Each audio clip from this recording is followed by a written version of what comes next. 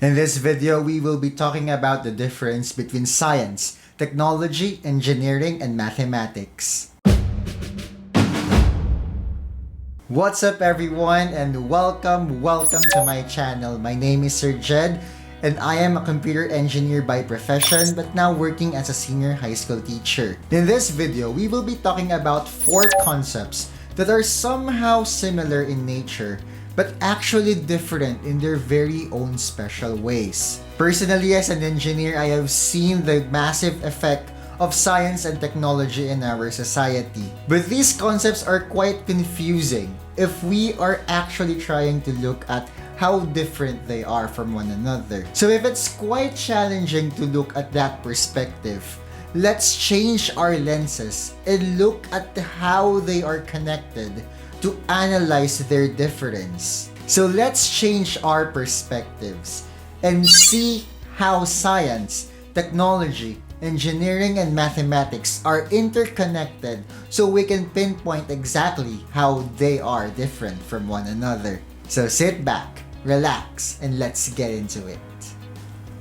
I want to establish first a concept on mathematics as proposed by Galileo Galilei. He said that mathematics is the language in which God has written the universe. For us to understand this concept that mathematics is a language, we must first identify the process of a good communication. Communication process starts when a sender sends a message through a medium that transmits that message.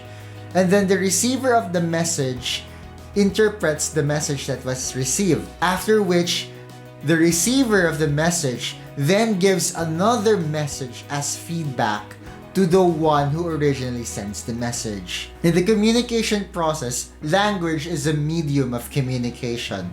Therefore, if mathematics is a language, then it is a medium. But who is speaking? Speak! Show me thy face. Well, if we're going to take Galileo Galilei's quote literally, it would have been God who used mathematics as his language. Or maybe it's the universe itself. Precision of the universe at least makes it logical to conclude there's a creator. But if we're going to look at it clearly, even if we believe in a creator or not, mathematics is still a language that maybe the universe used to communicate to us. And how does the universe do that? By observing the different patterns we see every day. Simple patterns from the sun rising in the east and setting in the west. Simple patterns that every June we encounter strong storms in the Philippines. Simple patterns of how a baby would grow up into an adult person. It's as if the universe is telling us that these are my secrets. I want you to know it. And through mathematics, the universe is communicating to us that these are the secrets it is hiding. But if the universe is using patterns to communicate to us, therefore, mathematics is about describing those patterns we see in the universe. We describe these patterns by their shapes, by their order, by their numbers. What I love about mathematics is that it doesn't have a definite definition, and it's actually up to you to decide what mathematics really is about. It's actually funny how the universe wants to communicate to us and tell its secret to humanity. It's as if the universe is actually feeding on humanity's curiosity so that they would want to discover more. They would want to explore more about this world that they're currently living in. So the time that we receive that message, it is time for us to interpret that message. And we do that by perceiving it in our senses, by seeing it, by smelling it, by tasting it, by feeling it, by hearing it. We perceive what the message of the universe is through our senses. And that is scientific inquiry. That is science. Science is about observing the natural world. The goal of science is to actually explain why patterns exist and why these patterns necessary. Why does the planet needs to be distant that way? Or why does a rainbow comes after a rain? As our natural curiosity is fed by the message that we receive from the universe, there is an urge for humanity to want to explore more.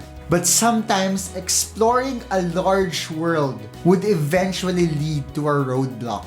And if we reach that roadblock, we're going to design, we're going to plan, and we're going to build solutions so that we can overcome that roadblock. And this is where we came in. This is engineering. We create, we plan, we design solutions. There are a lot of things that you can actually choose from engineering. You can be a civil engineer, be a chemical engineer, a military engineer, a computer engineer, an electronics communications engineer. But one thing in common about engineering is that they are creators. The goal of engineers in the society is to create solutions, to design possible solutions to what ails the society. The beautiful thing about engineering is that it is humanity's response. Humanity's response that we understood what's going on in the universe.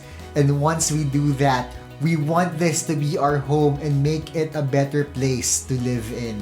So we provide solutions. We design innovations to make humans' life easier. And the product of that invention, or the product of that innovation, is called technology. Technology is the application of scientific knowledge so that we can use it for practical use that can impact the society for a better change. You may consider your cell phones, your laptops, and your tablets as products of technology, but in reality, everything that we are using that makes our life easier are products of technology. So as you can see, everything is connected. Mathematics is the language in which the universe speaks to us. Science is the observation of what we see in the universe through the patterns it presents. Engineering is about creating, planning, and designing solutions to what ails the society. And technology is the application of the scientific knowledge so that we can use them for practical use.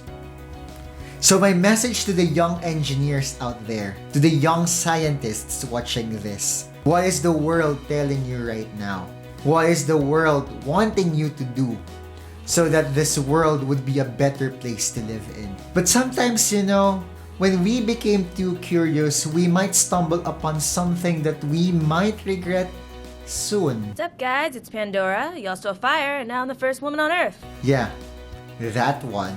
But if you will not make the first step in innovation, who will? Sam, fate rarely calls upon us at a moment of our choosing.